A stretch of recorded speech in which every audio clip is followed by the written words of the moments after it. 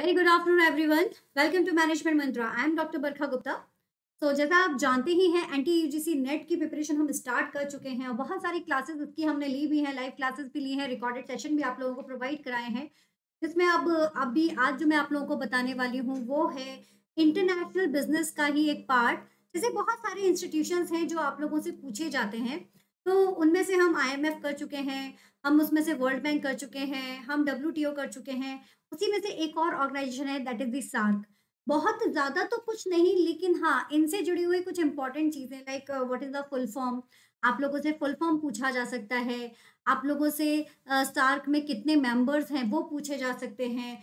SAARC का establishment कब हुआ है, उसका हेडक्वार्टर क्या है, उसका मुख्य उद्देश्य क्या है। इस तरह के कुछ क्वेश्चंस हैं जो आपसे पूछे जा सकते हैं। तो उन्हीं को आज हम यहाँ पर करने वाले हैं। तो फर्स्ट ऑफ ऑल इसका फुल फॉर्म ज़रूर याद रखिएगा guys. South Asian Association for Regional Corporation, है ना। सार्क का फुल फॉर्म क्या है? South Asian Association for Regional Corporation. This is the SAARC.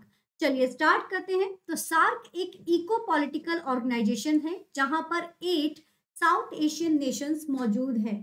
Starting में जो इसकी फाउंडर मेंबर्स थे वो 7 थे, बट बाद में इसमें 2005 में एक अदर कंट्री भी ऐड हो गई, तो इसलिए अब इसके जो मेंबर्स हैं वो 8 हैं। इसका जो एस्टैब्लिशमेंट हुआ था वो आपका 8 दिसंबर 1985 में आपका इसका एस्टैब्लिशमेंट हुआ है। तो ये टोटल नंबर ऑफ ऑर्गेनाइजेशंस जो सार्क में मौजूद हैं और इसका ईयर, ये बहुत इंपॉर्टेंट है जो आपको याद रखना है एग्जाम पर्सपेक्टिव से।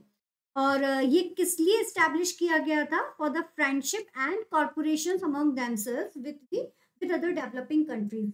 जितनी भी आपकी डेवलपिंग कंट्रीज जितनी भी हैं साउथ एशियन नेशंस में, उनमें मतलब एक तरह से जुड़ाव आ जाए, उनका कॉर्पोरेशन अच्छा हो जाए, उसके लिए इसे लिया गया था। और सार्क जो है वो लार्जेस्ट रीजनल ऑर्गेनाइजेशन है वर्ल्ड में। लार्जेस्ट रीजनल ऑर्गेनाइजेशन है वर्ल्ड में, ये बात बहुत अच्छे से याद रखिएगा। ओके, और इसमें अराउंड 2 बिलियंस पॉपुलेशन कवर है सार्क में। चलिए सो लेट्स स्टार्ट। देखिए 7 फाउंडिंग मेंबर्स, जैसा मैंने आपसे कहा था कि स्टार्टिंग में 7 मेंबर्स कंट्रीज थी जो सार्क में जुड़ी हुई थी। तो 7 फाउंडिंग मेंबर्स जो कंट्रीज है वो है आपकी India, Bangladesh, Pakistan and then Nepal, Bhutan, Sri Lanka and Maldives. ये 7 कंट्रीज थी जो इसकी फाउंडिंग कंट्रीज थी। इसके बाद 2005 में अफगानिस्तान ने भी इस ऑर्गेनाइजेशन को ज्वाइन कर लिया। तो this is the 8th one.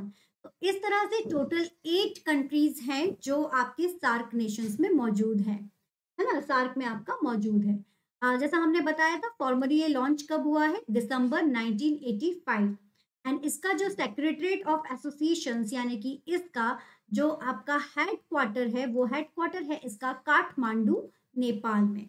याद रखिएगा, ये बहुत इंपॉर्टेंट है ये सारी ही चीजें। नाउ इसका फंडामेंटल गोल क्या है, मुख्य उद्देश्य क्या है इस सार्क को एस्टैब्लिश करने का? तो अब इसका जो मुख्य उद्देश्य है कि ये बेसिकली इकोनॉमिक और सोशल डेवलपमेंट देना चाहता है जितने भी वहां पर जो मेंबर कंट्रीज हैं उनको। इकोनॉमिक और सोशल डेवलपमेंट कैसे देगा? कि जितने भी इसके पास ह्यूमन और मटेरियल रिसोर्सेज है उन सब का ये बेहतर से बेहतर तरीके से यूज करके इकोनॉमिक और सोशल डेवलपमेंट देना चाहता है।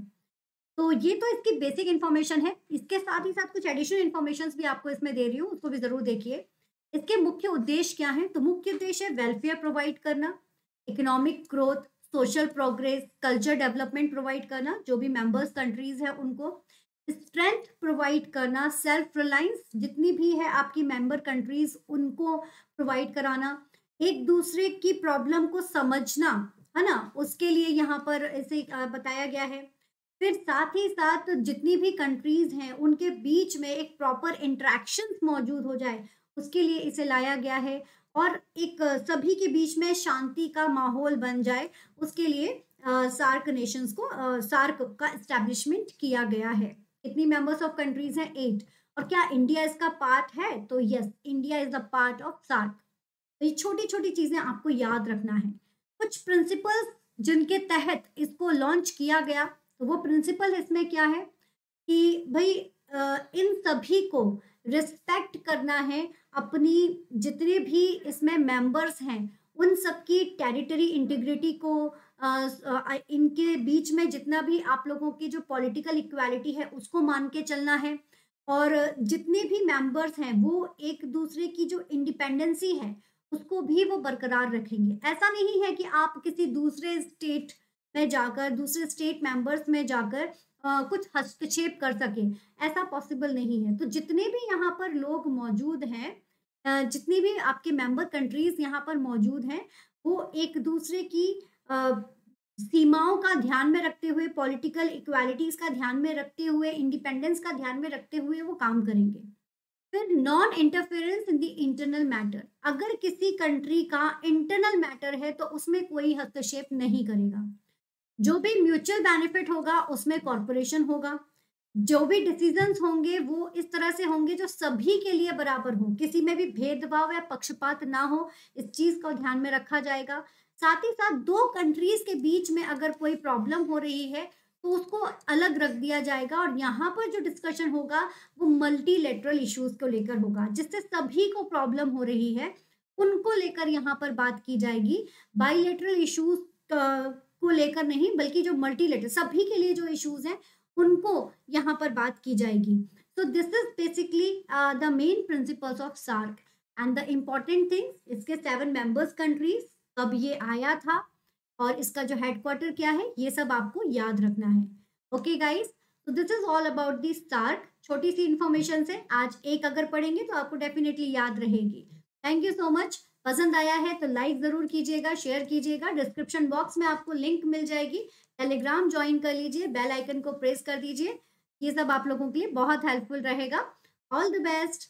और हाँ, हमारी जितने भी लेक्चर्स हैं नीचे डिस्क्रिप्शन बॉक्स में आपको लिंक मिल जाएगी। एक बार चैनल पर आइएगा, चैनल पर आपको सारी इंफॉर्मेशन मिल जाएगी। All the best.